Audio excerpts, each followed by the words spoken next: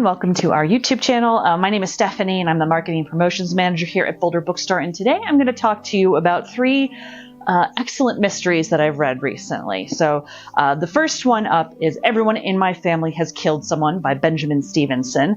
This is written in the style of more Agatha Christie, like the golden age of mysteries. And it even starts out on one of the first pages with the list of the 10 Commandments of Detective Fiction from 1929. It even says fold here so you can reference it, because the narrator of the story continually references these rules of mystery and kind of is talking directly to the audience, knowing that they're trying to solve this mystery, which is all centered around the narrator's family reunion in a mountain cabin in Australia, which I didn't really know there were ski towns in Australia, but apparently there's a couple. But as the title suggests, everyone in our narrator's family has killed someone. It's not necessarily everyone has committed cold-blooded murder, but as the story unfolds, you get pieces of the different families' histories that have led to different things, and the troubled history of this family. And it's a really fun read. We read this for our staff book club, actually, and it's really well done in that everyone in the group, we were all able to solve different parts of the mystery, but none of us were able to solve all of the mystery. So it was satisfying in that way of like, ooh, I figured that out, but also like, oh, I didn't see that one coming. So it's just a really fun read. And he's also written a couple other books in this series. And he's got this December, I think he has a Christmas mystery coming out. So that should be pretty fun. All right, next up, The Murder of Mr. Ma by John Shen Yini and S.J. Rosen. One of the things that actually initially drew me to this is that it's set in just after World War I in 1924 in London.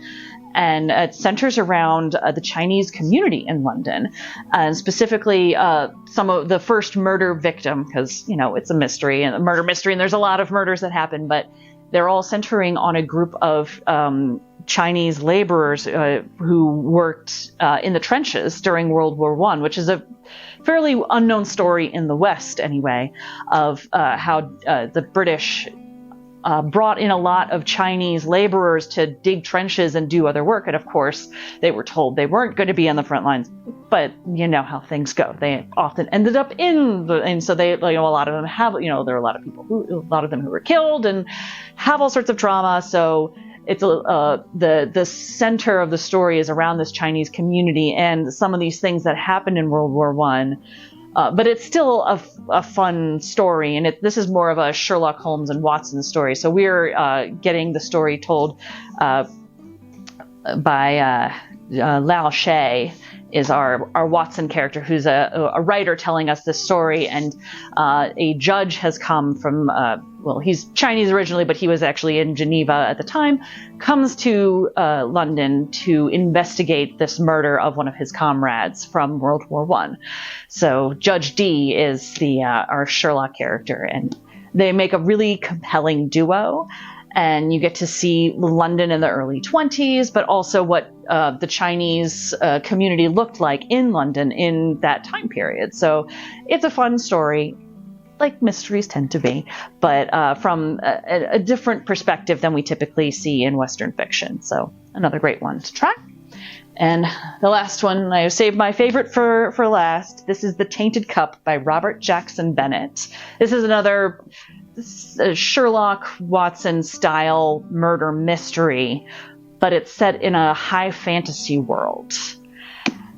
And the main character, our Watson-esque character, is Din, and he has been modified so that he carries a big case with different vial scents with him. So what he does is he takes a particular vial that has a particular scent, and he inhales deeply, and then he looks at everything.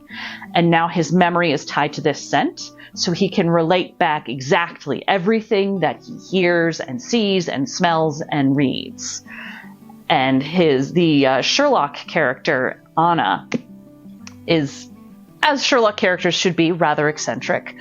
So in the first scene where we're seeing the first mystery, it's just Din there, and the police officer who's greeting him is like, "Where's the detective?" And he's like, "She's not coming. It's just me. Don't worry about it."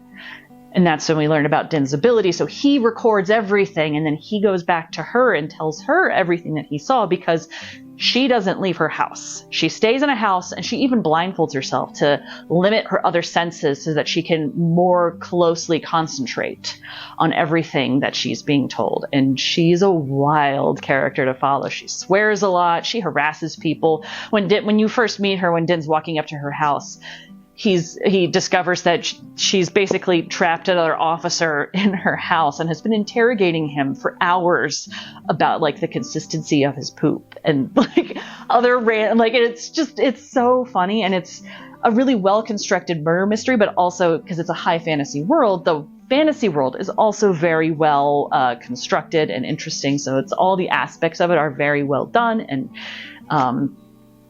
and it's just, this is the book that I've been like obsessed about and telling everyone about, like, you have to read this book. So I will stop myself there so I don't go on for another 20 minutes about how much I love this book. But thank you so much for watching. If you like what we're doing here, we'd really appreciate it if you'd like our videos and subscribe, and we'll see you next time.